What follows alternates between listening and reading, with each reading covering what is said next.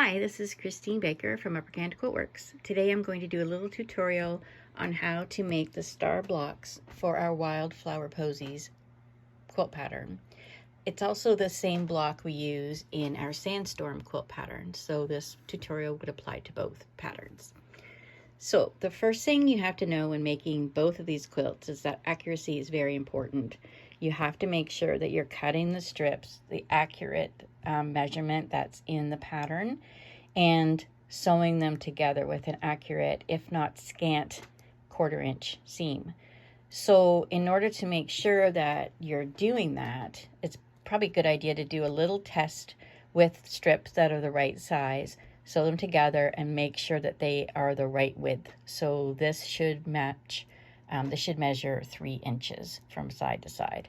If it doesn't, then none of the other parts are going to fit into this block. So once you've got your 4 strips together and you've measured them, then you need to make sure that you're ironing them really accurately. So ironing them so that you don't have a little fold along here, and everything lies nice and flat. So once you've done that, you're going to have your big long strip set. I just have a short one for demonstration. And you're going to use your ruler, lie it along the edge of the strip set, and cut a 45-degree angle right here. So this 45-degree angle on your ruler is lined up along the side, cut along the one edge, and you remove that. Okay, so now we're going to measure along the edge of the strip set and make little marks. You can see I've got a little mark there and a little mark there. This is to measure so that this side of the little diamond shape is the right length. So you've made your little marks according to what's in the pattern, and then you're going to use your ruler again. This time line up the 45-degree along the top, and then you're going to cut away. You're going to cut away, and so you've got your diamond shape. Now the next step in the pattern is to sew the 4 patch on. So it's sewing this part right here onto one of these diamond shapes. So it's this seam right here.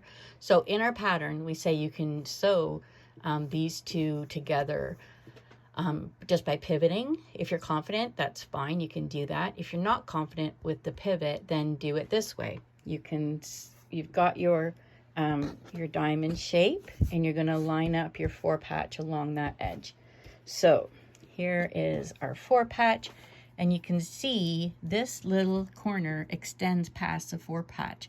And that's because when you're sewing a triangle to a square, you want to make sure that your 1/4 inch seam comes out right where the 2 edges meet. Okay, so you're not lining up this point with this corner, you're lining up this corner with the 1/4 inch down from here. So now you're going to sew all the way along here, and you're going to leave a 1/4 inch. So I actually put a pin in there where the 1/4 inch was and didn't sew that little end. Okay, so then you open this up and press, and now you can sew your other diamond shape onto here.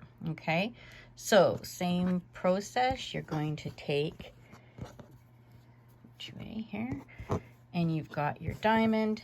You're going to line this up so that a 1/4 inch is here, and the tip of the triangle extends past. You're going to sew all the way along this edge and meet up with this corner right here. Okay, so that little edge of your stitching, this line of stitching is going to end up right there. And then when you open it up, then you can sew this line together. So in here, we sew here, here, and then open it up, and then you sew this edge. So now you've got a shape that looks like this, and you can attach your 2 triangle pieces on.